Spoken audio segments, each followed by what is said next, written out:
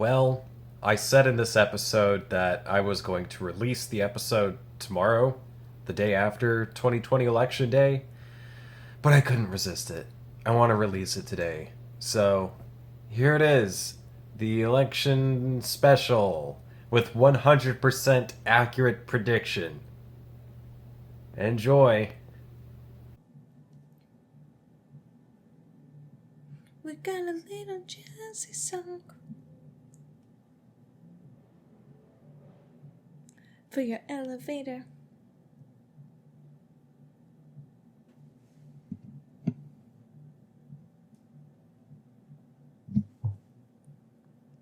Welcome to episode 78 of That Thing with James J. Asher II.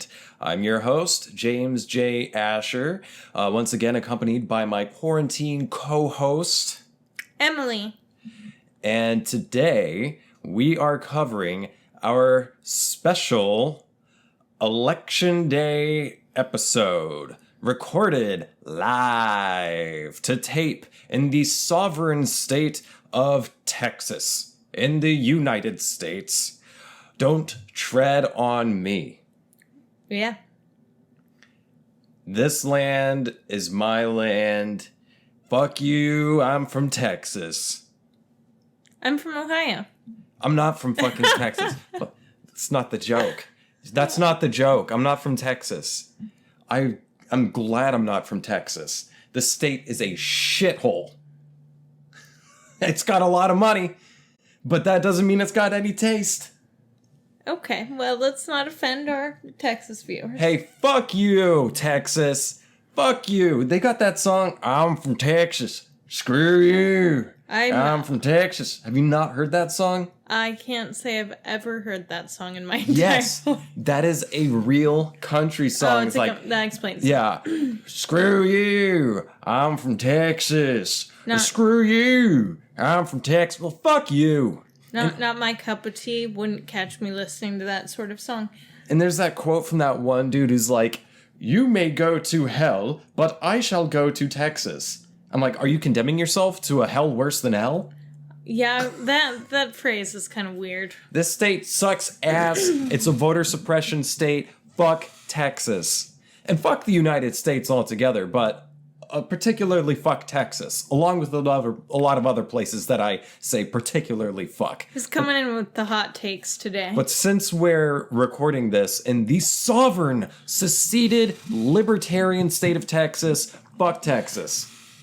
That's what I've got to say. Secession.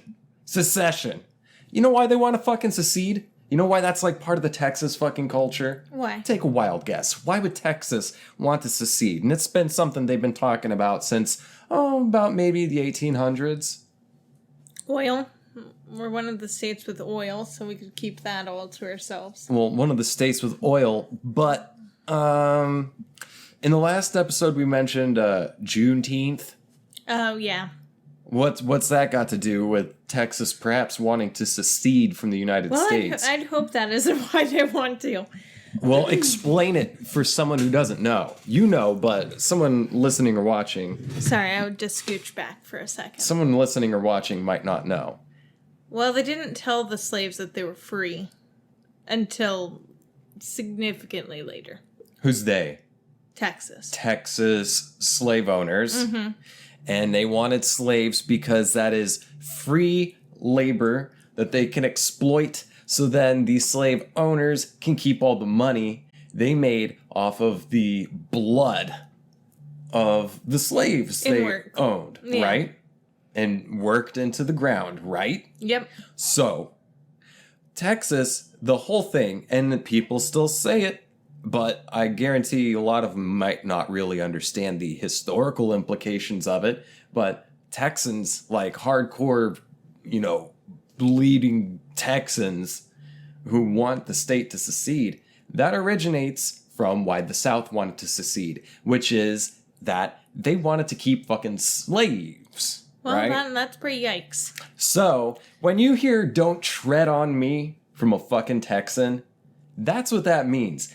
Don't you tread on my right to own slaves. Ooh. And this state is still vastly opposed to any sort of workers unions or anything like that. Yeah, like, I know they're illegal. It's illegal for a union in this state. So fuck Texas, fuck you, even though we live in it. Yeah, I don't know if I want any of them after. I have no fear. I have none. I have all fear. Like Bob Dylan said, when you ain't got nothing, you got nothing to lose. Yeah. I mean, I always feel like there's a pit underneath that. Like you can die, or you can get tortured to death. You can get tortured, which I'm not trying to do. But you could do that for a cause. I think if I were being tortured, I'd last about 2.5 seconds. Would you not be willing to give your life for a cause that would have meaningful, repercussions on, bringing more freedom to more people? Potentially. I just don't think that I'm brave enough for that sort of thing. Oh. So I'd have to send you to the gulag. Yeah, you'd probably kill me. It's fine. Recording live to tape from the sovereign state of Texas. Don't tread on me. So I've not... God, that chair is so fucking noisy. That thing picks it all up. We got to get you a different chair. Yeah. I wonder if so you hear can have this one? Well, no. I wouldn't want that because it's noisy and this picks up the noise. And this is a professional fucking thing. Listen, people. For the audio listeners, I know that there are other podcasts that are have a much broader audience than mine that often have poorer audio quality than this one. But for those of you watching on YouTube, I understand that this is a very low production value show, but I understand as well that it is the best low production value show that has ever existed. So, if you're watching this and you're like, well, this is low production value, you're right. But, I mean, just, you have to realize that you're part of the vanguard of a fucking cult movement of that thing. And what is that thing? It's this thing. And this thing is the best thing you will ever have. This is it. This is your high moment. This is as good as it gets, baby. I have not completely abandoned the New Age Nazis. How about that for a segue? Yeah, that was quite a segue. I have not completely abandoned the New Age Nazis, the Nazi occultism thing, and I still... Alright, I'm gonna, wrap the fucking thing up. 2 or 3 more episodes. Hopefully just 2 episodes, I can wrap it up. It's so fucking complicated. That's why I haven't done it anymore, is because basically I've been kind of procrastinating on really buckling down and focusing and concentrating on getting the notes done. Because there's a lot of fucking history, and it's all very complex, and this is a very niche topic, and so there's not a whole lot that I can just, plagiarize off of, copy pasta, in terms of, the occult shit that people like Heinrich Himmler did. Yeah. So it's not the fucking easiest thing. And so I just haven't really been doing the homework. And I kind of thought I'd be, going back to that for this episode. But then I found a cop-out. Oh, there's a United States general election this coming Tuesday. We are recording this on Sunday, November 1st, 2020 at 1:05 p.m. And the general election, is this Tuesday, November 3rd, year 2020. And the day that I will be releasing this episode will be the next day, Wednesday, November 4th, 2020. So on this episode, we are going to make predictions about the election before it happens, and then releasing it after it happens because it doesn't make sense, right? Yeah. It's absurd. It is absurd. So I want to do it because life is absurd and absurd things are good. Wouldn't you agree? Yeah, sometimes. Says the woman who does not appreciate Monty Python. I stand by what I've said. You didn't even give Holy Grail a chance. I tried. You didn't even try. I tried. You didn't try. Did not enjoy. Because you weren't even there. You didn't even try, so you don't know. I was there. You didn't enjoy your brain that you went back into instead of like giving the movie a shot. I don't enjoy my brain either. That's why I'm saying. That's why I'm saying that you're saying you didn't enjoy it because you didn't experience Monty Python. You just experienced yourself. No. You gotta experience Monty Python. It's highbrow, lowbrow. I'm good. It's so good. It's low, highbrow, or that's high, low. I'm good on that. High, low. You know. Hello. Okay. So what's up? What do you think? What's gonna happen? Election. I'm a little nervous. I think Trump's gonna win, which... Why do you think Trump's gonna win? They've been real active. Like, especially in... I was playing with my nose ring, and then I found a little crusty booger on the inside. It go into the trash can. Fuck yeah, and I wasn't even looking because I'm a great shot. Because I'm awesome. And that's why this show's awesome. Yeah, okay. But, yeah, I mean, they've been really vocal and active. Who's they? The supporters of Trump. Trump supporters? Okay. Yeah. MAGA chuds? Yeah, they've been protesting on 35 when the Biden... I-35? Yeah. When the Biden bus was here, they were trying to ram it. Like, they were hitting What? There was the a bus. Biden bus here? Yeah, they were supposed to come talk, and then they were getting threats. And Who's they? Biden and Harris. Oh, so Joe threats. Biden and Kamala Harris were supposed to come to Austin, Texas? Were they on that bus that came? I'm not sure if they were on the actual When bus. did this happen? This past week. Last week. A Joe Biden campaign bus came to Austin, Texas and was on I-35. Where on I-35? What part of town? Austin, This is a long somewhere. fucking highway. It goes through Texas. I don't drive. I don't know. Well, you clearly know the news. I mean, I read that they were on 35, and then my brain... Here in Austin? Yeah. Okay. And they were getting surrounded by Trump supporters. On the highway? Yes. There was like a hearse that said, vote like your life depends on it. And I don't know how that's like pro-Trump, but okay. And then... Well, because they're afraid Jews are going to replace them. What? Okay. Do you remember the Charlottesville thing when they were all chanting, Yeah. Jews will not replace us? And that's why I'm doing the fucking Nazi episode, because Nazism is on the fucking rise, and I guarantee it's gonna fucking hit. This shit's gonna turn into a big fascist fucking state. It already is here. I know it already is, but this is like Weimar Republic right now. Yeah. What we are about to go into is the fall. It is the burning of the Reichstag. Anyway, we'll get to that later. But yeah, So I just have a lot of there was a fear. bus on I-35. Who, what, when, where, why, and how? Like, give me the news. You're the reporter. You're the journalist. Bus on highway. Gets surrounded. People trying to bump into the bus. Sending threats, like yelling, throwing stuff. Acting like children. And there was also 2 protesters just on 35 at like an off-ramp protesting against Biden and Harris, too. But that's just in shithole Texas. What does in that Austin, mean? Yeah. What does that have to do with him winning? I just feel like, unfortunately, hate will win.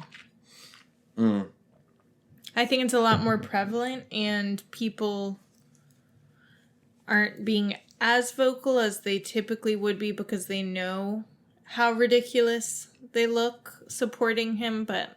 They don't care. Yeah. Because it upsets the libs. Yeah. Right. So I don't know. It doesn't get any more nuanced than that. Yeah, I've got a lot of fear about that, and I probably should have gotten my passport and stuff together, but that's fine. And as far as like the people who just want to upset the libs and stuff like that, there are people like Stephen Miller, who we were talking about yesterday, who are, I believe, pure fucking evil, like rotten creatures. You said he's our age? Yeah, he's like 30, 32, 33. Let me look up Stephen Miller age. Yeah, I'm not going to look it up. I know that he's our age. Yeah, he looks rough. He looks like fucking Lex Luthor. Yeah, I mean, even Lex Luthor, for the most part, was portrayed a little bit better. More, yeah. But anyway, I say like the MAGA chuds and stuff. This goes back to stuff I've also been talking about in the Nazi episodes about how difficult material conditions, difficult living conditions lead a person to experience stress. When you work all the time, when you have no free time, when you feel like a rat in the cage, when you feel like you just cannot get a fucking head, you become stressed out. You don't sleep well. Physiologically, it is difficult. Even if you work in an office, but you're still having difficult financial problems, that takes a toll on your body. You're physiologically stressed, and that turns into psychological stress, which turns into emotional stress. And you just feel bad, so you make poor decisions, you get very angry, irate, and all this stuff. Confused, aggressive, and maybe, just maybe, you will start to wonder, why is my life shit? Why is everything in my life so shit? Why is my life so hard?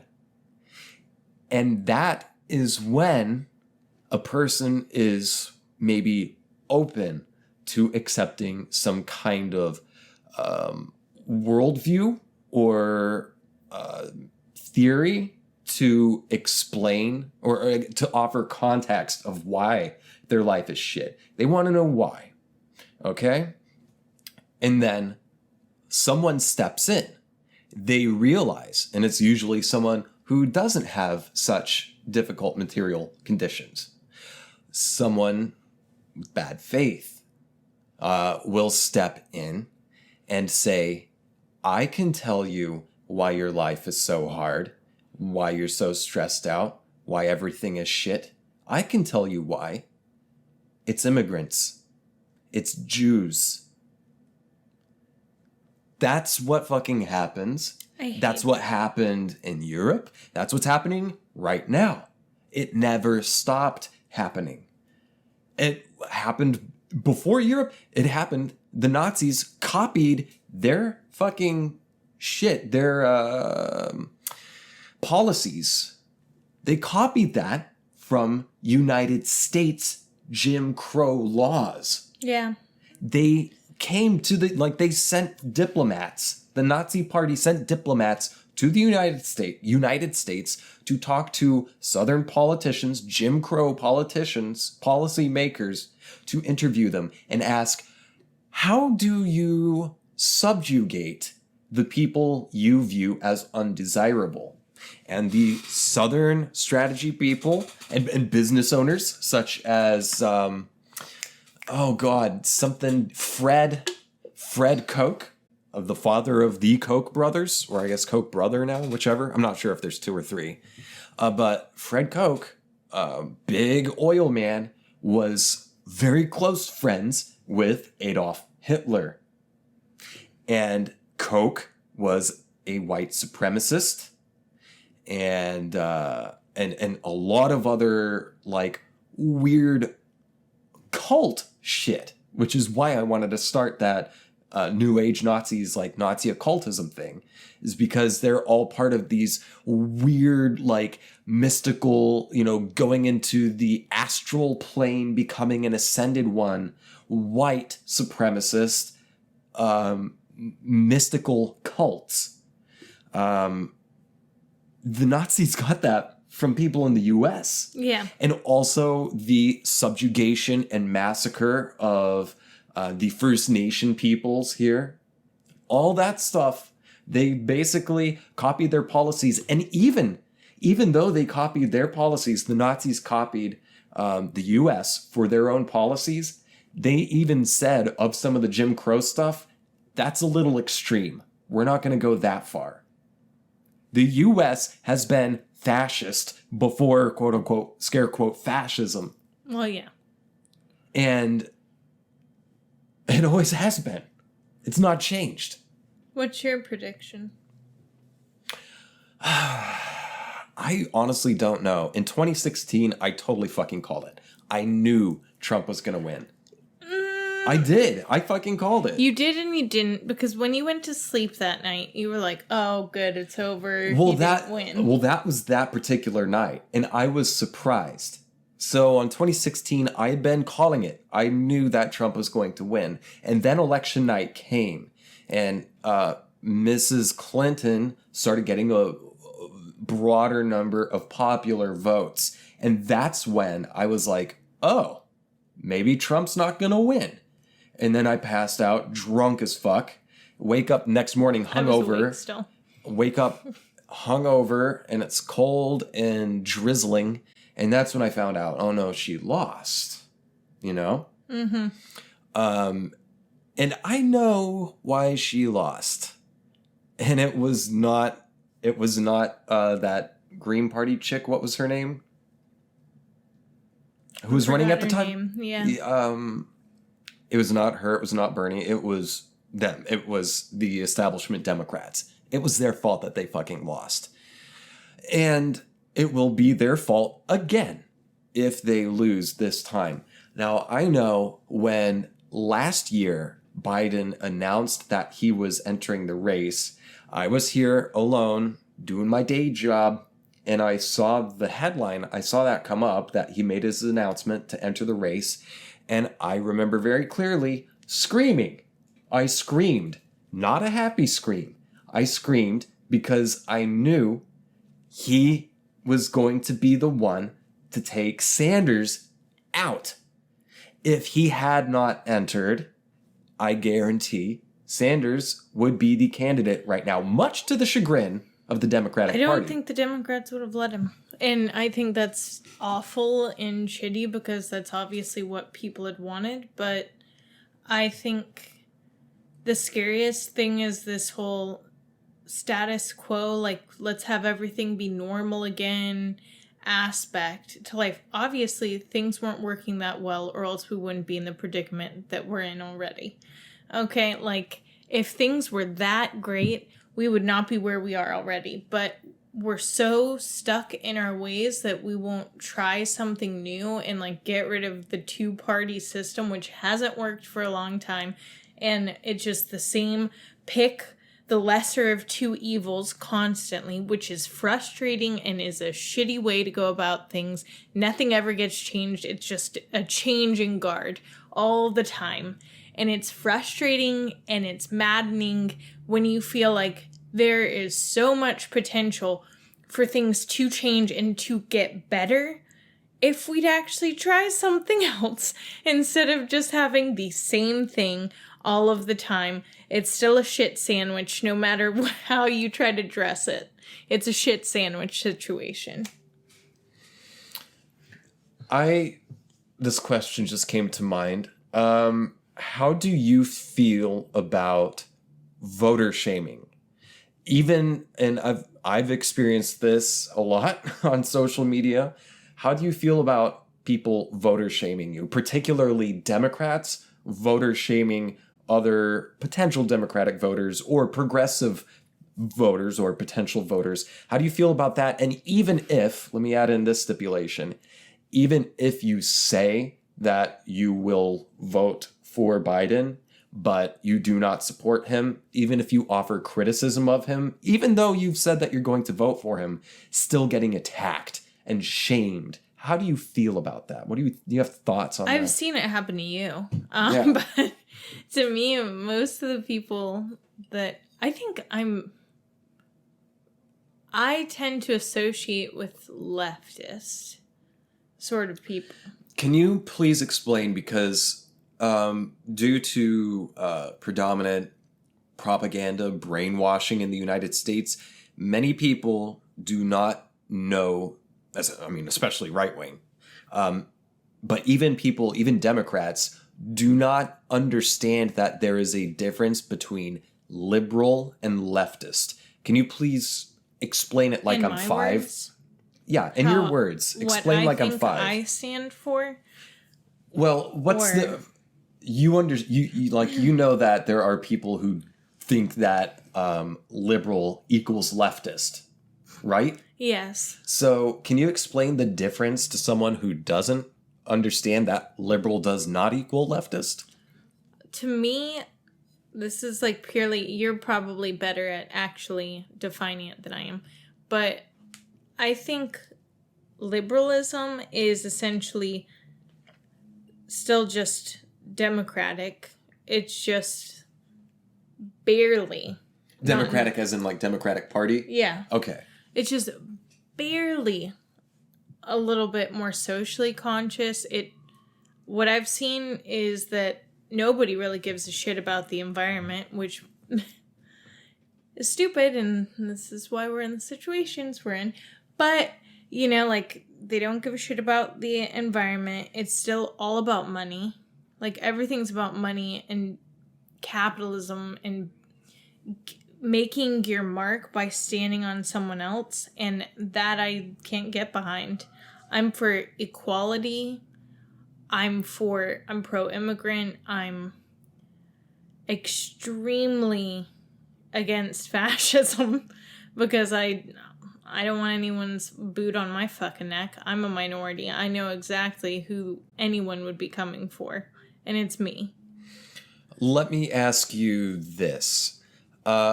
Let's move this to, say, a workplace situation. Your workplace. You work from home, but your job, okay? Your job has a hierarchy, right? Yes. And the company itself has a hierarchy, right? Yeah. And people further up in that hierarchy, do they tend to get paid more? I wouldn't know, but I would assume so, yeah.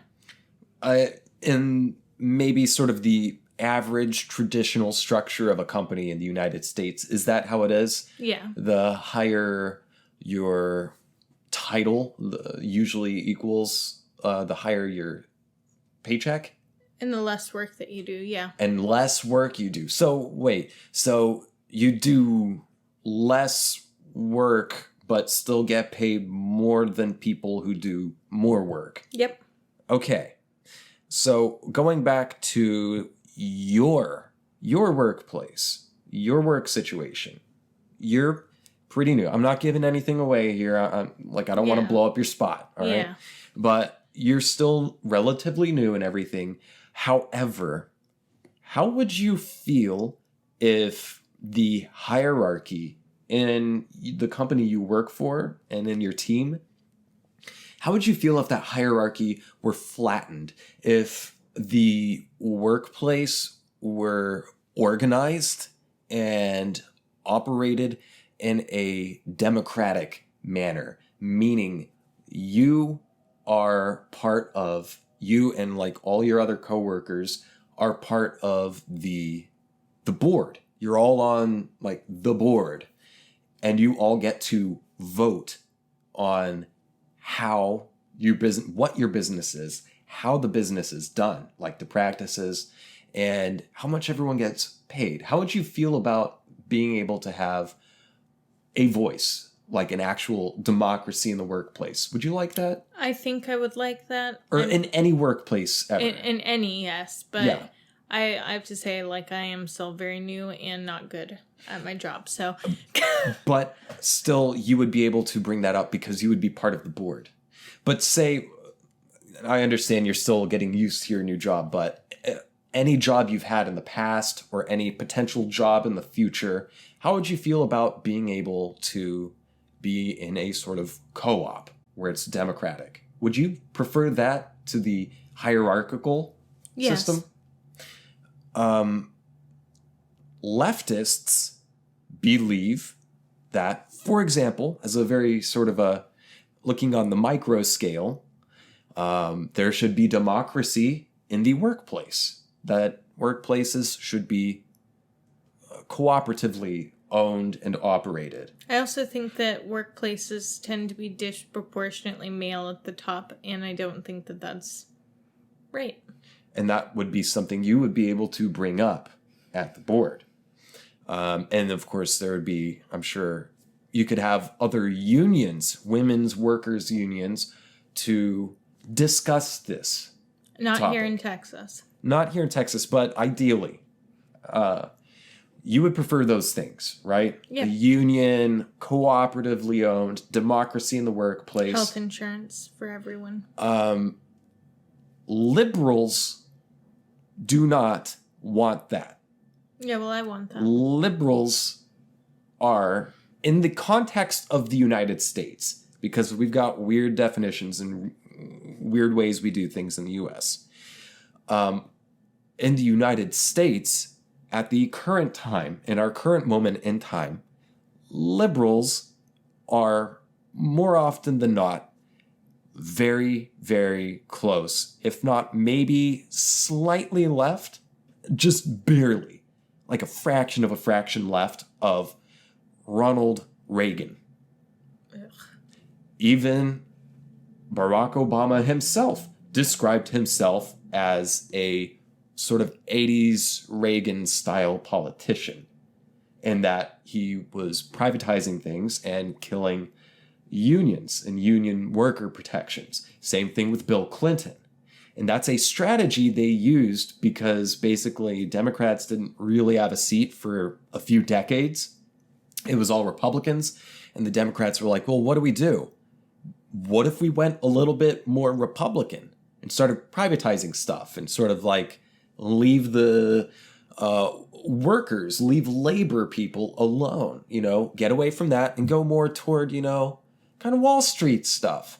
And that worked for Clinton, right? Mm-hmm. And then it worked for Obama. But then what was the result of those? They're called austerity programs, which is taking away social programs and leaving things to be privatized. Pick yourself up from the bootstraps. Literal Reagan trickle-down economics, which, by the way, George H.W. Bush called voodoo economics because he fucking knew it was bullshit. But please. What was the result of those austerity? The result is greater divides between the rich and the poor, less opportunities for the poor to actually get anything. No unions, that's no protections for your workplace. I think it had a lot of really bad effects. A lot of othering, too. I'll talk loud. Okay. Sorry, I got distracted. I thought that there was like a person standing at the fence looking. It's fine. Where? Over near this tree over here. Like in the... You're not going to be able to see it. You can't see that far. Well, I've got my contacts in. Anyway, so those programs left people at the good graces. It left it to the good graces of their employers. And the employers would perhaps offer money and benefits and protections to their employees because it's the right thing to do, is the company line, party line, right? Yeah. But did that happen? No. So then, people's material conditions became very difficult. And people want to know why. And that's when you get someone who maybe not have the highest IQ, but someone who is honestly fucking genius in terms of understanding media. How media plays a role in our culture, how media shapes our reality. Oh, like a movie star or TV star? Like a TV star, yes. Someone who's very charismatic and funny. It's an entertainer. Is mean. is openly mean. Openly mean. Someone who, it's an entertainer. They know how to shape reality. They know how to play the media. They know how to get people's attention and maybe draw their attention to things like, for example, one way the person might be able to shape the reality of those who are suffering would be to say, I can tell you why you are suffering. You are suffering because there are brown people coming into this country illegally, taking your jobs. It is the same as what happened with Hitler. I can tell you, people of Austria... Or Reagan and the black people with his war on drugs. It's so many people all the time. And the Democrats, establishment Democrats, do the same fucking Republican line too, just in a different way. They just they have different aesthetics. They have different ideas of how to stage their theater. It's all theater. Anyway, Hitler, I can tell you why your lives are such shit. It is the communists, it is the gypsies, it is especially the Jews, and it comes with all these fucking conspiracy theories and everything. Oh, like we hear right now. Like we hear right now. And then maybe people who unfortunately live in a part of the world that is sort of like in a bubble. It's very insular, very isolationist, and has its own sort of traditions and myths, and perhaps not the best education. Maybe you meet some people who don't have great education, who don't have critical thinking skills, or have not been exposed to other points of view or other world experiences, life experiences in general. Maybe they hear something that, they grew up in a place where people just sort of, my grandpa didn't like, not my actual grandpa, I'm speaking theoretically here, say, a person may say that their relatives just kind of don't like Mexicans or Jews. And that just that's all that this person knows. That's their world that they grew up in. So they don't really know any different than to not like people who are different from them. And they don't have critical thinking skills, just poor education in general. So then it's easy for someone from the outside, someone very charming and charismatic, to come in and whip them up and say, your life is shit, isn't it? Yes, I can tell you why. Why? It's because of brown people and Jews, just like your uncle and your grandfather were saying. And that person will say, oh my God, you're right. And then the charming person from the outside will say, I can fix this for you. Yeah. And the Democrats engage in the same shit, but they do it much more subtly. Pussyfooting. They pussyfoot around racism, anti-Semitism, but also at the same time, fuck apartheid state. But let's take a quick break and we'll get back to it. And we're back. What were we talking about before we took our break? I forgot. The thing that you're going to have to cut. Before that. Authoritarianism and apartheid rules in Israel. Oh, yeah. How people get swept up by someone saying, I can explain to you why your life is shit. It's illegal aliens. Mm-hmm. That kind of thing. And so here's the thing. I know precisely who is going to win the 2020 presidential election. I 100% assure you that I know Who will win? Can you guess? Take a wild guess. Who do you think, I believe, is going to win? The rich people. God damn it, I was hoping you'd say something else. Yes. The winner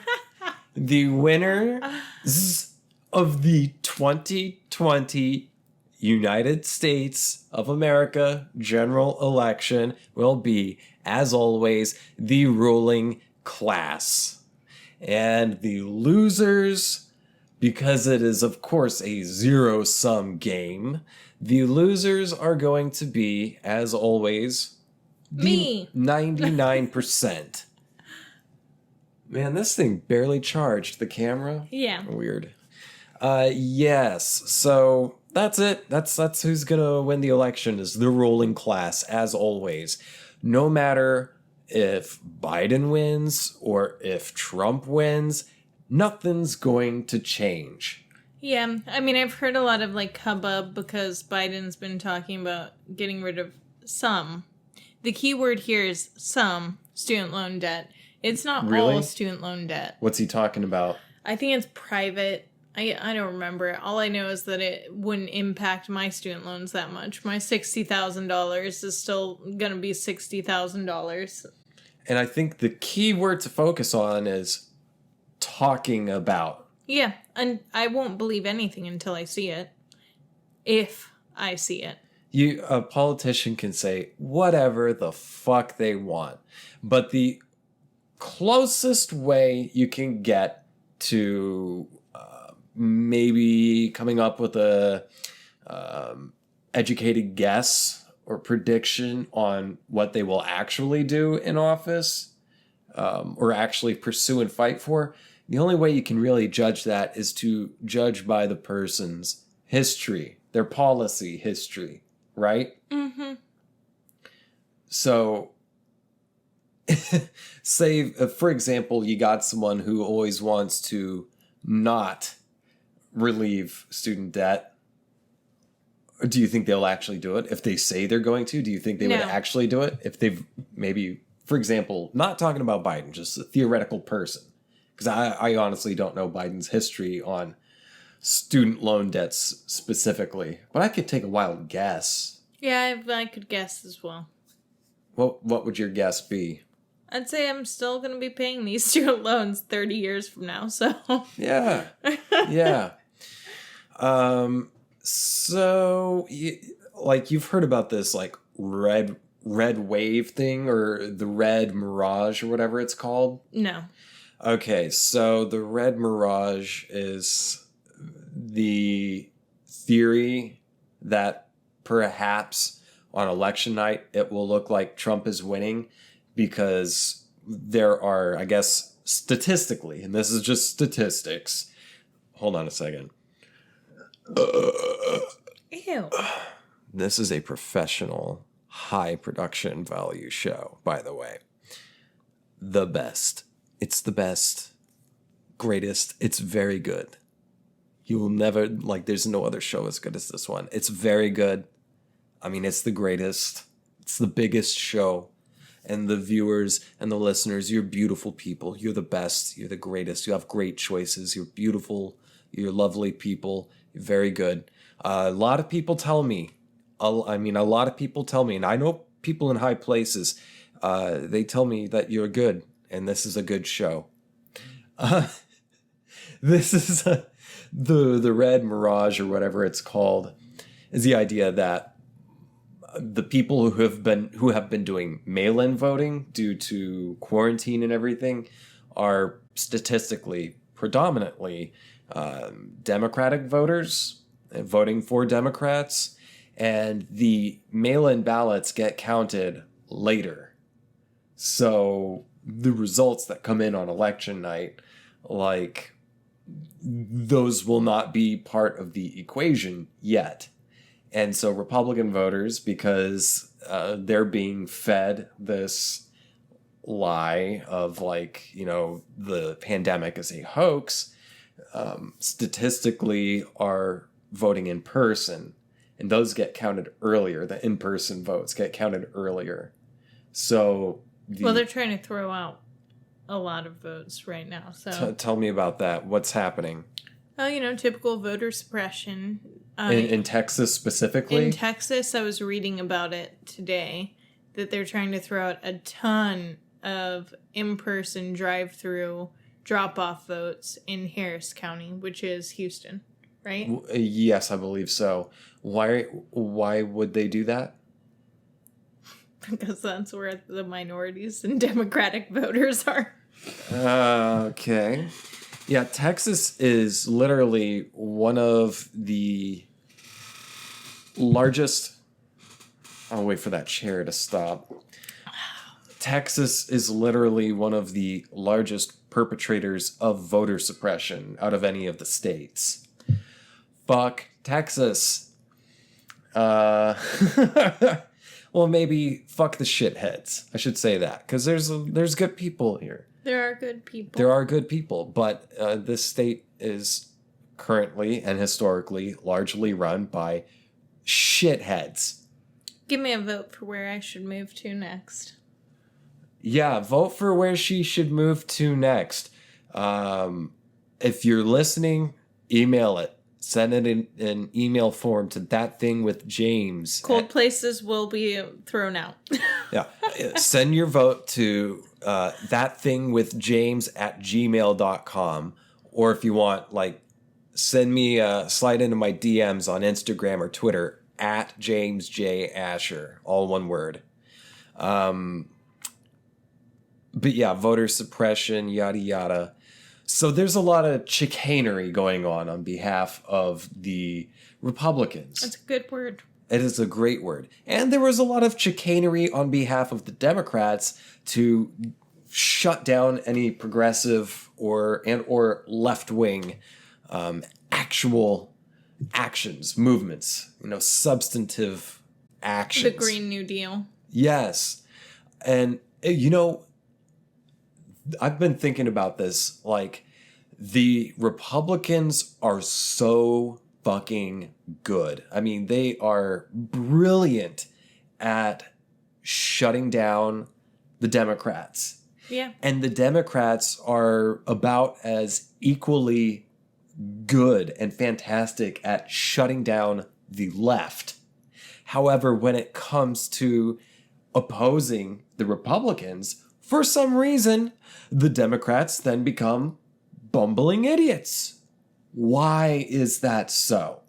Because clearly, when it comes to shutting down any leftist mass movement for the people, by the people, why are the Democrats so good at shutting that down, but then suck when it comes to opposing Republicans? Why? It's hard to turn it off when you're on the same team, essentially. Can you unpack that a bit? I think that there are very few actual differences between those two parties, especially currently. The Democrats and Republicans? Mm-hmm. And I think libertarians are just Republicans as well. Yeah. What was I going to say? I read yesterday That's a lot of food that somebody's getting. They got 4 bags worth of food delivery. Holy shit. Is it Popeye's chicken? If it is, I want it. I want it too. Man, Popeye's chicken's good. Hey, Popeyes, you want to, give us some money for this show? That'd be cool. I will gladly review your spicy chicken sandwich a million times. Give us money and food, or just food. I'll take the food. I mean, the money would be great too, but, we'll eat. Popeyes is so good. I do love Popeyes. Love that chicken for Popeyes. You're giving them free ads now. They're not going to pay if you're because I want free food.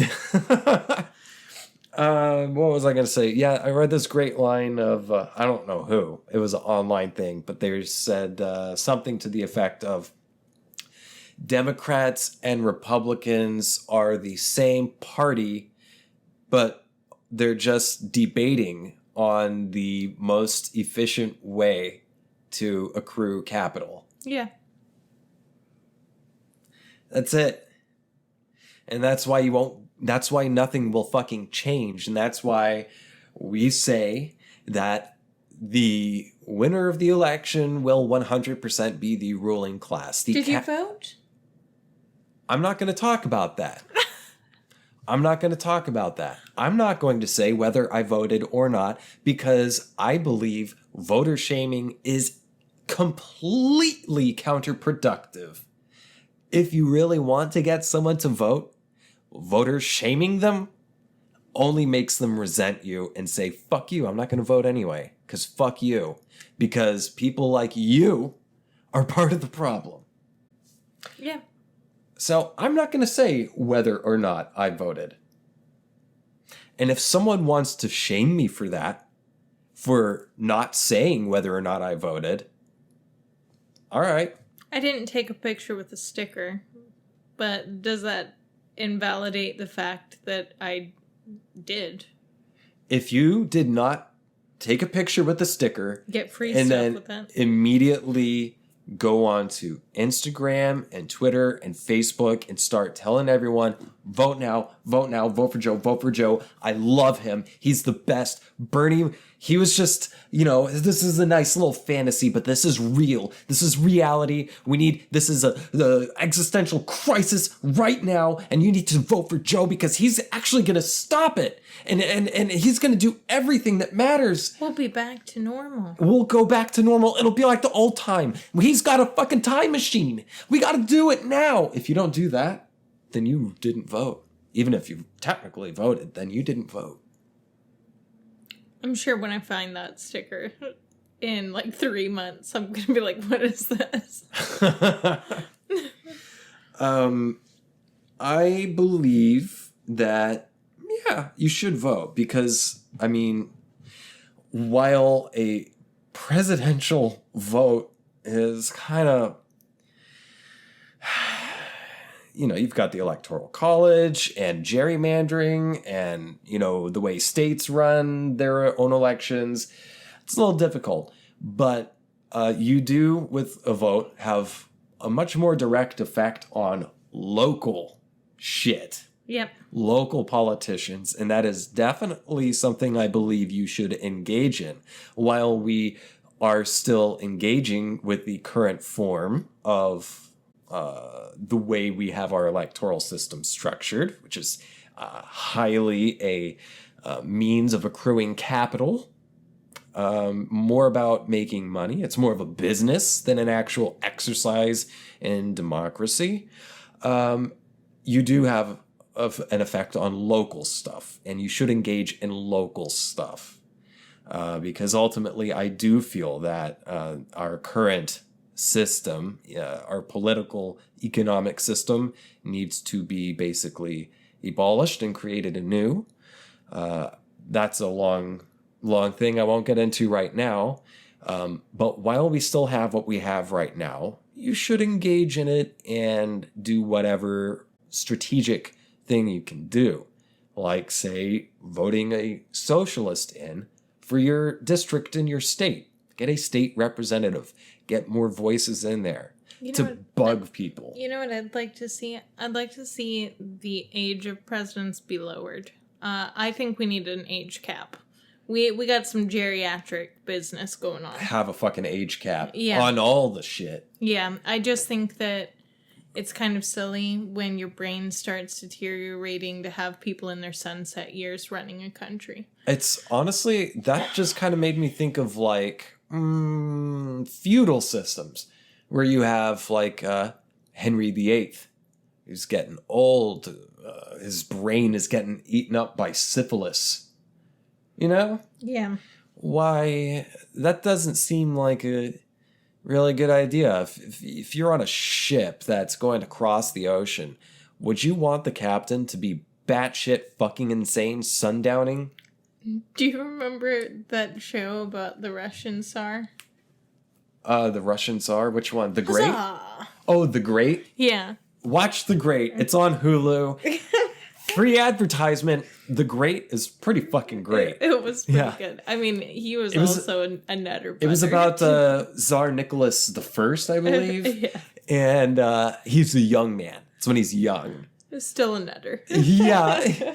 And again, it's like what I was talking about in some of the previous episodes, how just like nobility in general are fucking stupid people to begin with, and insane because of like the inbreeding and all this shit and lead poisoning and whatever else. Everything. Huzzah! Huzzah! To fucking everything. Anything. Huzzah!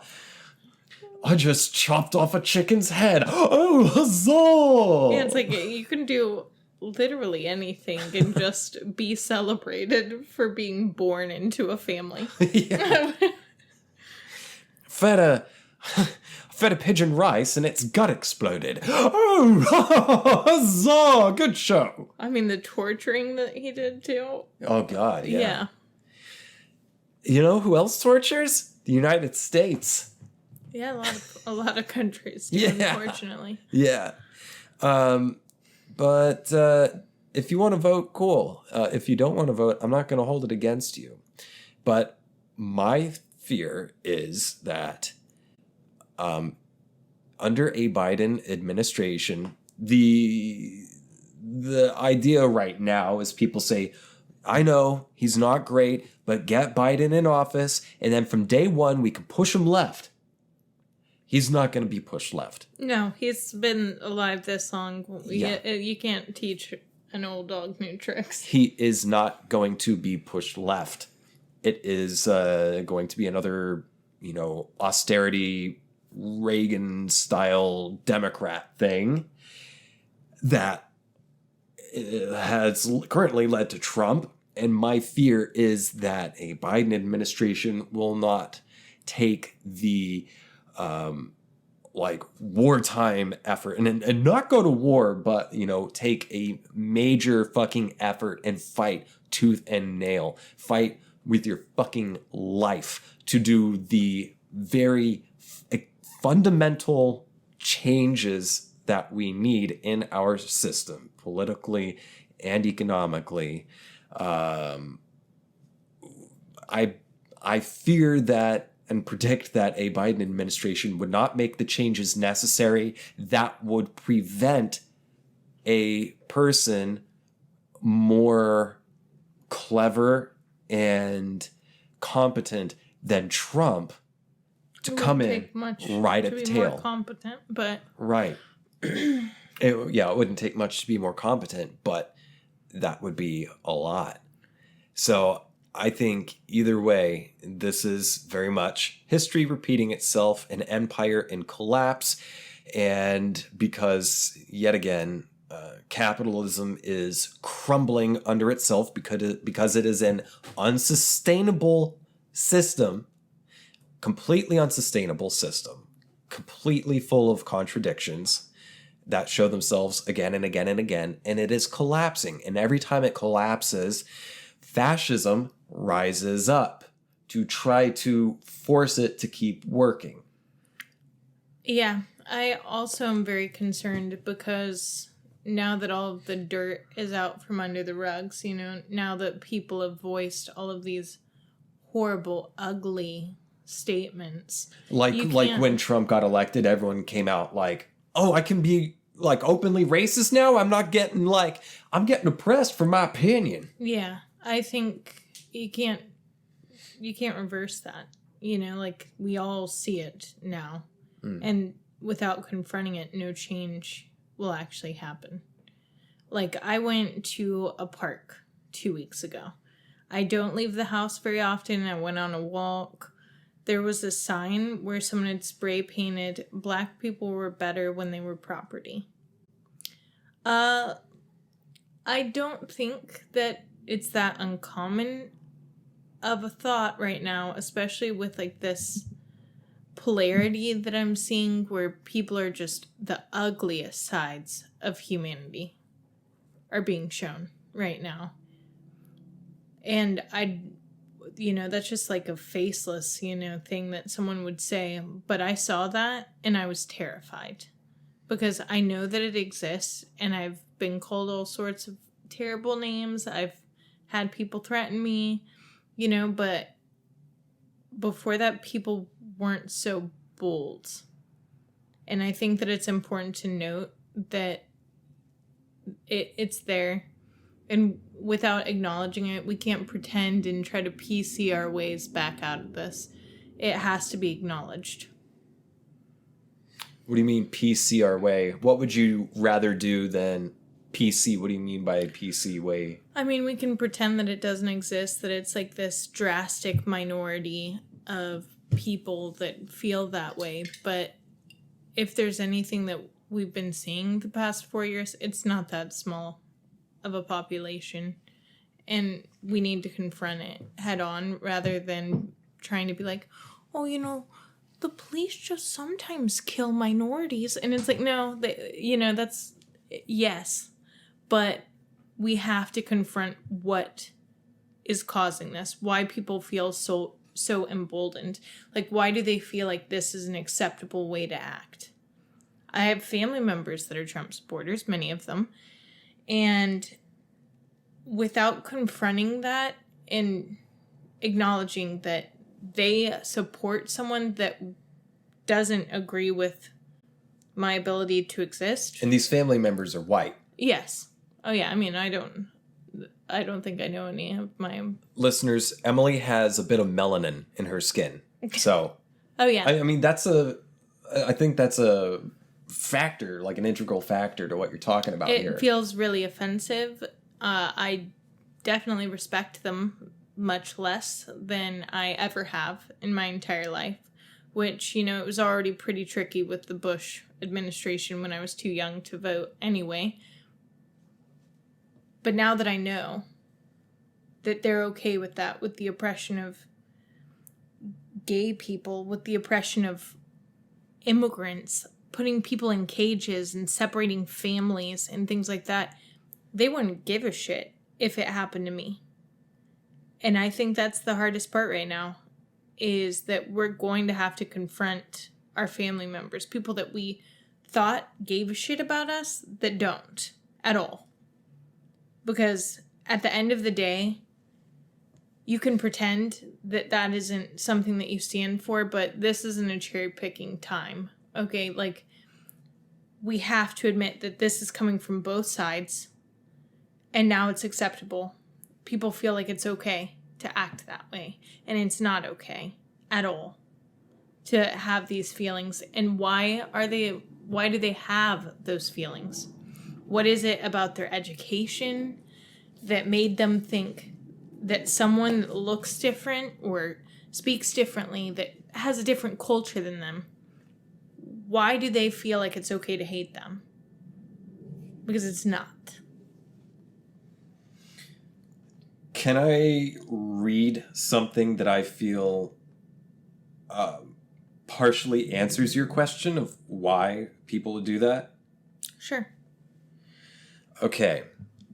This is an excerpt from a speech by someone named Martin Luther King Jr. It was a junior, right? Mm-hmm.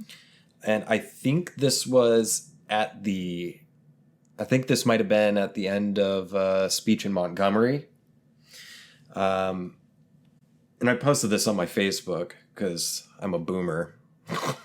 Sorry, I'm actually a coomer. So here it is. I wrote, MLK and X recognized that racism is a made-up thing. It's a contrived thing, a red herring, a tool to obfuscate the real issue, which is class struggle. And that slavery most certainly still exists. Here's a taste of that truth. Quote, racial segregation is a way of life.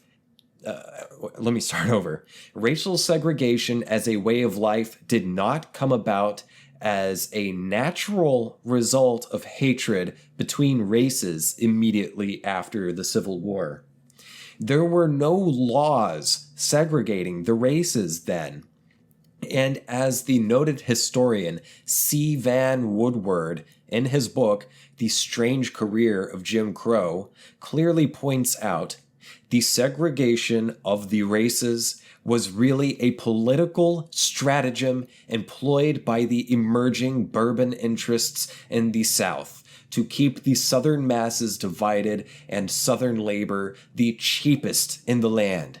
You see, it was a simple thing to keep poor white masses working for near starvation wages in the years that followed the Civil War. Why, if the poor plantation or mill worker became dissatisfied with his low wages, the plantation or mill worker would merely threaten to fire him and hire former Negro slaves and pay him even less. Thus, the Southern wage level was kept almost unbearably low. Toward the end of the Reconstruction era, something very significant happened. That is what was known as the populist movement. The leaders of this movement began awakening the poor white masses and the poor and the former Negro slaves to the fact that they were being fleeced by the emerging bourbon interests. Not only that, but they begun uniting the Negro and white masses into a voting bloc that threatened to drive the bourbon interests from the command posts of political power in the South. To meet this threat, the Southern aristocracy began immediately to engineer this development of a segregated society. I want you to follow me through here because this is very important to see the roots of racism and the denial of the right to vote. Through their control of mass media, they revised the doctrine of white supremacy. They saturated the thinking of poor white masses with it, thus clouding their minds to the real issue involved in the populist movement. They then directed the placement on the books of the South of laws that made it a crime for Negroes and whites to come together as equals at any level. And that did it.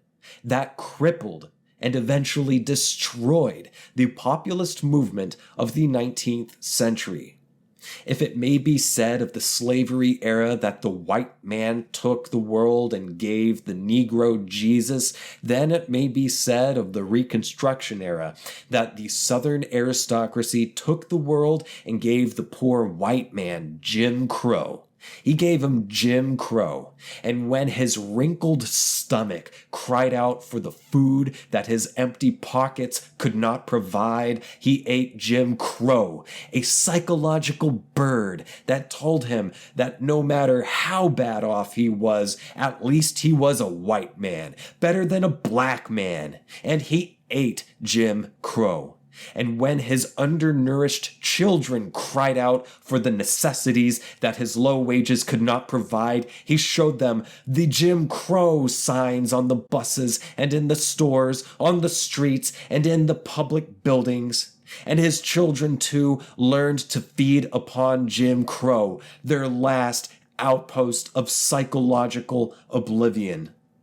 Thus, the threat of the free exercise of the ballot by the Negro and the white masses alike resulted in the establishment of a segregated society. They segregated Southern money from poor whites. They segregated Southern Moors from the rich whites. They segregated Southern churches from Christianity. They segregated Southern minds from honest thinking, and they segregated the Negro from everything. That's what happened when the Negro and the white masses of the South threatened to unite and build a great society, a society of justice where none would prey upon the weakness of others, a society of plenty where greed and poverty would be done away. A society of brotherhood where every man would respect the dignity and worth of human personality. End quote. That was great.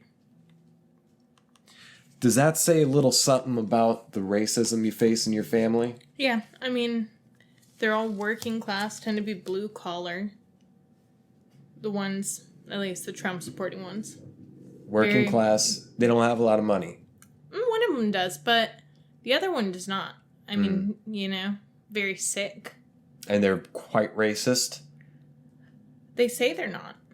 But the fact that they talk about immigrants a lot, and it's one of those situations where it's like, who do you think is stealing jobs? I don't know what jobs you're talking about, bud. I don't think the doctor's coming in from Cuba or after your job. So going back to your thing about, PC isn't going to save us. We better wrap this up pretty quick, but I want to get this point in. PC won't save us. Putting hashtag BLM on stuff, putting a rainbow flag on stuff, this is all performative measures. And a coalition of working class people, middle class people, just a coalition of anyone from any walk of life, no matter your age, the color of your skin, your religion, your heritage, your beliefs, your religious beliefs, or your philosophical beliefs, no matter what, there is one thing that is above all of that. And that would be a working class movement, a mass movement. And that is the one thing that the current establishment, Republican and Democrat alike, do not want. Yeah. You don't vote out Hitler. You gotta take his ass. If you want real change, sure, work within the system, but also realize the house wins. You're playing the house's game. So, how about them Bears? You're asking me about sports ball? Yeah. What was that thing we saw on Netflix last night? It was that movie, and there was the little label on it that said part of the minority representation. What was it called? It was The Babysitter's Guide to Monster Hunting, and I thought it was cute. It was a very cute movie. I liked it. But before we watched it, when it had the description, below the title it said, what did it say? This movie has been recognized as It was a 2-word thing. It was minority representation. Yeah. Criterion. It's part of the special collection where they're featuring minority people as actors and directors and stuff. Which stuff. makes sense because they are extremely underrepresented. Yes. But at the same time, I feel simply doing that. One, I think it's kind of tokenizing and patronizing and a little offensive. Instead of saying, oh, look, we got some brown people now. See? Oh, we feature browns now. Why not just do it? Because it's the right thing to do. Kind of doing good deeds because you want to get to heaven and not go to hell. Having transactional morality. I think if you had minority children, you would feel differently about that. Because I know that as a kid, I did not have a lot of examples. Of people that looked like me. Mm-hmm. So currently there's a really big push for representation so that children actually have that, dolls that look like them, have things role models and have that sort of influence on them. Because I know as a kid, I loved Pocahontas and I had everything Pocahontas. She was my dream. And then my dad told me the actual history of Pocahontas and I was like, well, that is dark. But I agree with you, and I don't want to, perhaps I didn't use my words well enough. I agree with you that there should be representation. You should have examples and stuff. What I was saying is, yes, there should be those things, but the way it is marketed, I feel, is a little patronizing instead of just doing the right thing because it's the right thing to do. Yeah. And not expecting a pat on the back or some fucking gold sticker. Yeah. Just doing it because it's the right thing. I wish... Do you understand? Yes, I wish that people would want to watch movies that include other people. Right. Like people that are different than them and other languages and different cultures and, you know, to see different food and experience life. But I don't think everyone has that same hunger to learn about each other that I've had. I think a lot of that may come down yet again to their material conditions. Yeah. They don't have time to think about that because they're fucking hungry and overworked. Yeah. You know? So maybe you're more positive than me. And this on a positive note. I'm more positive? I don't know about that. Don't be scared to learn about people that are different than you. Like, make sure that you are taking an effort to actually get to know someone that isn't the exact same way that you are.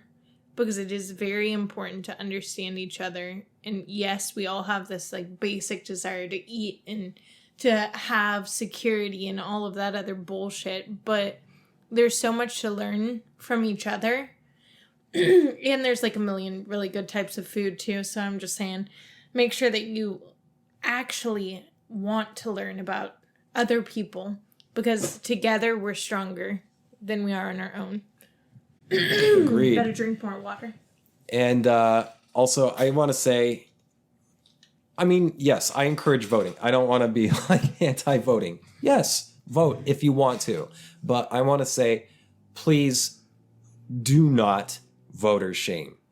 And if you get upset if someone says they don't want to vote or they're having qualms or questions about it, instead of getting upset and attacking their character and saying, well, you're a fucking dumbass and there's children in cages and it's your fault, don't do that. Please don't do that. Instead, if you are getting upset and perhaps don't understand why a person is choosing a certain action, ask them why. Ask for substantive answers. Don't attack their personality. Don't attack the person. Don't say we're not friends anymore. Ask why. Tell me why. Get actual reasons. You know? Mm-hmm. I think that's part of solidarity. Yeah. I think the human experience is stronger than some stupid border anyway, so. Yeah. All right. Bye. Bye. Oh, yeah, please donate to patreon.com/thatthingwithjames. Like and subscribe.